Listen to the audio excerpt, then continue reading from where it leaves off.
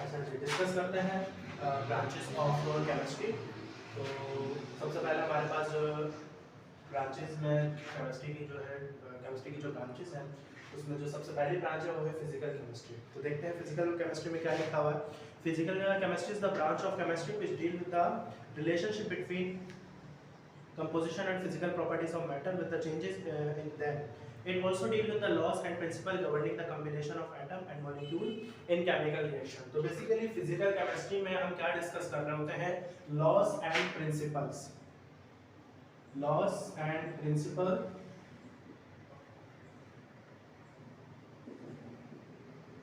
which governs the changes involved in the atom and molecules. ठीक है भाई। तो कोई भी हमारे पास एटम है, कोई भी मॉलिक्यूल है, अब वो किस तरीके से उसको जो है जैसे दो एटम है, अब वो अगर आपस में मिल रहे हैं, कंबाइन हो रहे हैं, तो वो किस बिना पर कंबाइन हो रहे हैं, उसके पीछे वो क्या है, कोई लॉज होंगे हमारे पास, कोई प्रिंसिपल होंगे कि वो दो एटम आपस में मिल सकते हैं। जैसे कि हमारे पास Na है और एक Cl है, तो ऐसा तो नहीं है ना कि वो NaCl जो है वो आपस में ऐसे मिल जाएंगे। तो कोई तो पीछे उसको साइंस होगी ना कि भाई अगर हमारे पास एक Na है तो एक Na के साथ कितने Cl आएंगे ये देखना पड़ेगा। तो एक Na के साथ जो है एक ही Cl आएगा। ऐसा नहीं हो सकता कि एक Na के साथ जो है दो Cl आके अटैच हो सके, ये नहीं हो सकता। ठीक है भाई, ये पॉसिबल नहीं है कि एक Na है तो उसके साथ दो Cl आके अटैच हो जाए या तीन Cl आके अटैच हो जाए। तो ये हम बेसिकली बोल सकते हैं कि हमारे पास कुछ प्रिंसिपल्स होते हैं, कुछ लॉज होते हैं कि जो कि बता रहे होते हैं कि अगर दो एटम को आपस में मिलना है तो वो किस तरीके से आपस में मिलेंगे। अगर एक एटम है तो वो दूसरे एटम वो कितने बेसिकली दूसरे एटम को कंबाइन कर सकता है। जैसे कि हमारे पास एक ऑक्सीजन है तो वो दो हाइड्रोजन के एटम को अटैच कर सकता है। ठीक है, वो दो हाइड्रोजन के एटम के साथ वो बॉन्ड बना सकता है और एक जो है वाटर का मॉलिक्यूल बना देगा। तो ये वाटर का जो मॉलिक्यूल बना वो बेसिकली क्या कैसे बना, एक ऑक्सीजन था उसके साथ दो हाइड्रोजन आके अटैच हुए तो एक वाटर का मॉलिक्यूल बना ना। अब ये ऐसा नहीं हो सकता। ठीक है भाई, अब ये ऐसा नहीं हो सकता कि एक ऑक्सीजन के साथ तीन हाइड्रोजन के एटम आके अटैच हो गए तो वाटर का मॉलिक्यूल बन जाएगा। तो दिस इज रॉन्ग। ठीक है भाई, एक ऑक्सीजन के साथ दो हाइड्रोजन के एटम ही जुड़ेंगे तो वाटर का एक मॉलिक्यूल बनेगा। ठीक है, तो ये this all about the physical chemistry जिसमें हम लॉज को और प्रिंसिपल को डिस्कस करते हैं कि किस तरीके से एटम आपस में मिलेंगे, किस तरीके से अलग होंगे। ठीक है भाई, उम्मीद है क्लियर हो गया होगा। Next definition organic chemistry. तो ऑर्गेनिक केमिस्ट्री में हम बेसिकली किसको डिस्कस कर रहे होते हैं? हाइड्रोकार्बन्स को डिस्कस कर रहे होते हैं। हाइड्रोकार्बन्स को डिस्कस कर रहे होते हैं एंड देयर डेरिवेटिव्स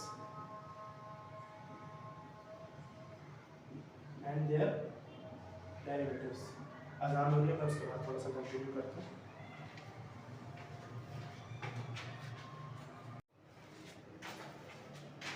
ओके जी, तो हम डिस्कस कर रहे थे ऑर्गेनिक केमिस्ट्री। ऑर्गेनिक केमिस्ट्री में मैंने बताया आपको कि हम डील करते हैं बेसिकली ऑर्गेनिक केमिस्ट्री की वो ब्रांच है जिसमें हम हाइड्रोकार्बन्स के बारे में डिस्कस करते हैं और उसके डेरिवेटिव्स के बारे में। हाइड्रो अगर मैं बात करूं तो हाइड्रो जो है वो निकला है जैसे हाइड्रोजन और कार्बन। ठीक है, तो ये दो एलिमेंट है जो कि जिस जिस भी मॉलिक्यूल में ये दो एलिमेंट पाया जाएगा वो क्या रहेगा? हाइड्रोकार्बन। ठीक है भाई, hydrocarbon and their derivatives. Hydrocarbon एक तो जिसमें कार्बन पाया जाए जिसमें हाइड्रोजन हो वो हाइड्रोकार्बन है। और हाइड्रोकार्बन के अगर मैं डेरिवेटिव्स की बात करूं कि डेरिवेटिव्स क्या हो सकते हैं कि हाइड्रोकार्बन के साथ जो है जो कोई एटम लगा हुआ है तो उसको हम बोल सकते हैं कि वो हाइड्रोकार्बन तो है लेकिन उसका वो हाइड्रोकार्बन का क्या है? डेरिवेटिव है। जैसे कि हमारे पास हाइड्रोकार्बन है तो इसके साथ जैसे ऑक्सीजन लगा हुआ है तो ये हाइड्रोकार्बन का डेरिवेटिव है। ये हाइड्रोकार्बन है, इसके साथ जो है एक एलिमेंट लगा हुआ है क्लोरीन, तो ये इसका क्या होगा? डेरिवेटिव होगा।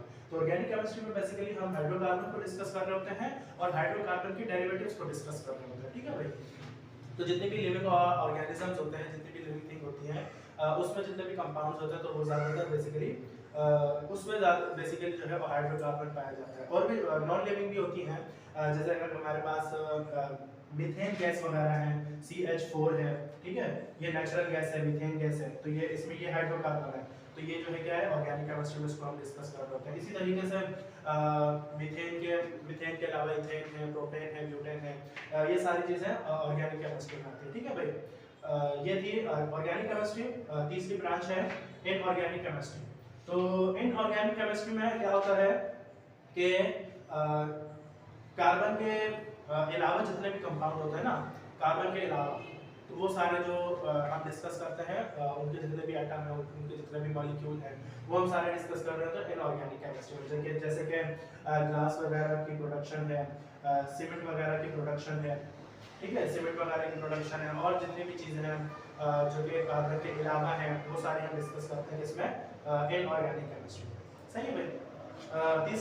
चौथी जो ब्रांच है केमिस्ट्री की, वो है बायोकेमिस्ट्री।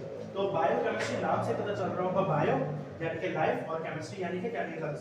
तो लिविंग ऑर्गेनिज्म में जितने भी कंपाउंड्स पाए जाते हैं ना, तो उनकी स्टडी जो हम करते हैं वो बेसिकली वो क्या कहलाती है, वो कहलाती है बायोकेमिस्ट्री। ठीक है भाई।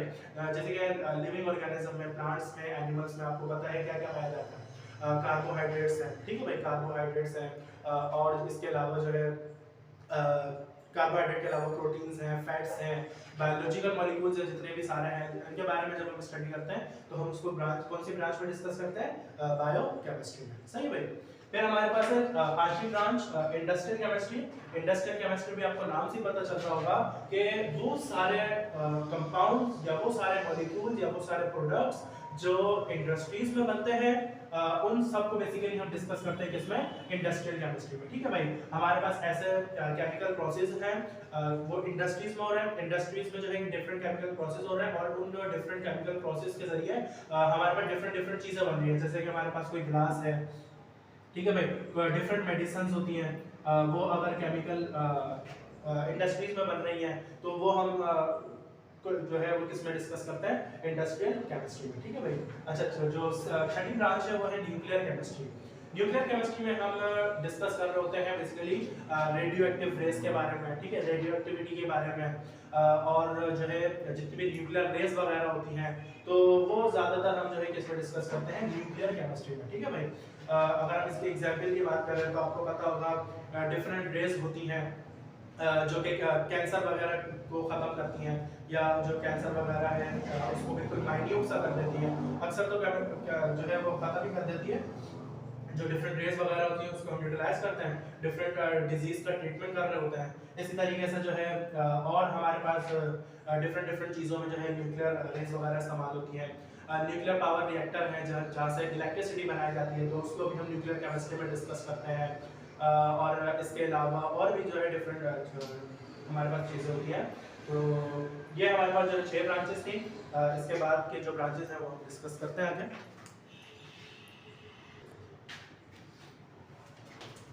अच्छा, 6 ब्रांचेस तक हमने डिस्कस कर लिया था। 7 ब्रांच है एनवायरमेंटल केमिस्ट्री, इसको डिस्कस करते हैं। तो इसके लिए एनवायरमेंटल केमिस्ट्री में हम देखते हैं क्या लिखा हुआ है। It is the branch of chemistry which deal with the study of the interaction of chemical material and their effect on the environment of animal and plant. तो बेसिकली एनवायरमेंटल केमिस्ट्री में हम क्या डिस्कस करते हैं कि वो सारी चीज़ें जो हमारी जो एनवायरनमेंट में मौजूद हैं, तो अब वो जो एनवायरनमेंट में हमारी जितनी भी चीज़ें मौजूद है ना, जैसे हमारे पास ऑक्सीजन गैस है, कार्बन डाइऑक्साइड है, या और डिफरेंट गैसेस वगैरह हैं, तो उनका जो इंटरेक्शन है वो लिविंग ऑर्गेनिज्म के साथ, यानी कि एनिमल्स और प्लांट के साथ जो है उन डिफरेंट गैसेस का किस तरीके से इंटरेक्शन हो रहा है। ठीक है भाई। जैसे हम जो है ऑक्सीजन जो है इनहेल करते हैं और कार्बन डाइऑक्साइड रिलीज करते हैं, ठीक है भाई। और इसी तरीके से प्लांट्स जो हैं वो कार्बन डाइऑक्साइड को जो है इनहेल करते हैं और ऑक्सीजन को रिलीज करते हैं। तो ये जो इंटरेक्शन हो रहा है ना एनिमल्स और प्लांट्स का किसके साथ, एनवायरनमेंट के साथ, तो वो बेसिकली हम किसमें डिस्कस करते हैं, एनवायरमेंटल केमिस्ट्री में। ठीक है भाई। फिर उसके बाद है एनालिटिकल केमिस्ट्री में। एनालिटिकल केमिस्ट्री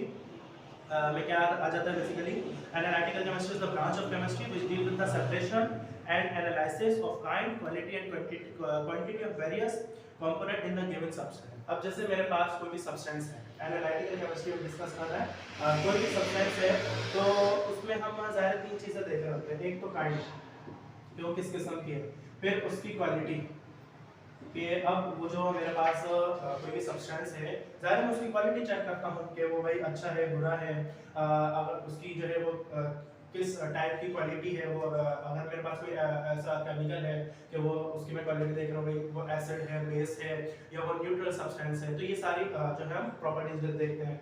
और तीसरी होती है क्वांटिटी, कि अब मेरे पास जो सब्सटेंस है वो 5 ग्राम है या मेरे पास जो है वो 10 ग्राम है, तो ये बेसिकली हम क्वांटिटी देख रहे होते हैं। तो एनालिटिकल केमिस्ट्री में हम ये बोल सकते हैं डिटरमिनेशन ऑफ समथिंग, ठीक है भाई, कोई भी हमारे पास सब्सटेंस है, कोई भी चीज़ है, तो उसके बारे में जानना किस तरीके से, उसकी नेचर देख के, उसकी क्वालिटी देख के, उसकी क्वांटिटी से, ठीक है भाई। तो ये बेसिकली हम इसमें डिस्कस करते हैं एनालिटिकल केमिस्ट्री में। फिर आ जाती है हमारे पास मेडिसिनल केमिस्ट्री, जो ब्रांच है केमिस्ट्री की वो है मेडिसिनल केमिस्ट्री। तो मेडिसिनल केमिस्ट्री में basically the branch of chemistry which deal with the synthetic organic chemistry, pharmacology and various biological specialities. The medicinal chemistry is used in synthesis of chemical, bioactive molecule, drugs and pharmaceutical agents.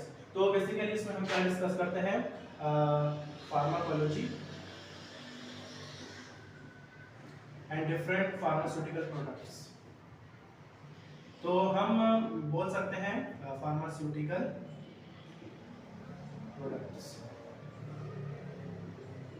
Medicine chemistry नाम से हम जो है पता कर सकते हैं भाई मेडिसिन की प्रोटेक्शन, ठीक है भाई, मेडिसिन को बनाना और उसमें कितना जो है क्या क्या क्या मटेरियल यूज होगा, अब वो किस तरीके से मेडिसिन तैयार हो रही है, उसमें कौन कौन से केमिकल रिएक्शन यूज होंगे, उसको जो है हम बोलते हैं कि वो हम उसको डिस्कस करते हैं मेडिसिनल केमिस्ट्री में, ठीक है भाई। नाम से हमें पता चल रहा है कि मेडिसिन की प्रोडक्शन बेसिकली हम इसमें डिस्कस करते हैं मेडिसिनल केमिस्ट्री में, ठीक है। जो 10वीं ब्रांच है वो हमारे पास है क्वांटम केमिस्ट्री। क्वांटम केमिस्ट्री में हम देखते हैं भाई क्या लिखा हुआ है, the branch of chemistry which deal with the application, mechanics and experiment of physical model in chemical system. It is also called molecular quantum mechanics. अच्छा, इसका दूसरा नाम लिख देता हूं मैं, मॉलिक्यूलर क्वांटम मैकेनिक्स। ये एमसीक्यूज वगैरह में बेसिकली आ जाता है कि क्वांटम केमिस्ट्री का आप जो है आप दूसरा नाम क्या है क्वांटम केमिस्ट्री का, तो आपको याद होना चाहिए मॉलिक्यूलर क्वांटम मैकेनिक्स। तो इसमें हम क्या डिस्कस कर रहे होते हैं, डिफरेंट एप्लीकेशंस के जरिए, डिफरेंट मैकेनिक के जरिए हम जो है मालूम कर रहे होते हैं कि भाई हमारे पास कोई भी चीज़ है तो वो किस तरीके से जो है यूज़ होगी, उसके क्या क्या एप्लीकेशंस हैं, उसमें जो है क्या क्या हम चीज़ें उससे जो है मालूम कर सकते हैं बेसिकली, ठीक है भाई। डिफरेंट फिजिकल मॉडल्स के जरिए हम जो है क्वांटम केमिस्ट्री के में जो है ये सारी डिस्कस कर रहे होते हैं, ठीक है। लास्ट जो हमारे पास ब्रांच है केमिस्ट्री की वो है ग्रीन केमिस्ट्री। तो नाम से वाज़ेह हो रहा है ग्रीन केमिस्ट्री यानी कि गुडनेस, अच्छा हम बोल सकते हैं, ठीक है भाई। तो ग्रीन केमिस्ट्री में क्या लिखा है, the branch of chemistry which deal with the study of process and designing products which are composed of less hazard substances. यानी कि हम ग्रीन केमिस्ट्री में वो सारी चीजें इस्तेमाल कर रहे होते हैं जो कि जो है हमारे पास लेस हैजर्डस सब्सटेंस होती है, लिख सकता हूं मैं लेस हैजर्डस, यानी कि HAZAR, यानी कम नुकसानदार जो हमारे पास जितनी भी चीजें होती है ना उनको इस्तेमाल करके हम डिफरेंट चीजें बना सके ताकि वो हमारे एनवायरनमेंट को क्या नुकसान ना पहुंचा सके और हमारे जो एनवायरनमेंट है उसको अच्छा रखे, उसको हरा भरा रखे, ठीक है। नाम से हम इसको आइडेंटिफाई थोड़ा बहुत कर सकते हैं, ठीक है भाई। सो these all are the branches of chemistry। हमने 11 ब्रांचेस को डिस्कस किया। उम्मीद है आपको आज का लेक्चर समझ में आया होगा। अगर कोई भी कंफ्यूजन है तो आप कमेंट बॉक्स में जो है पूछ सकते हैं। Thank you so much.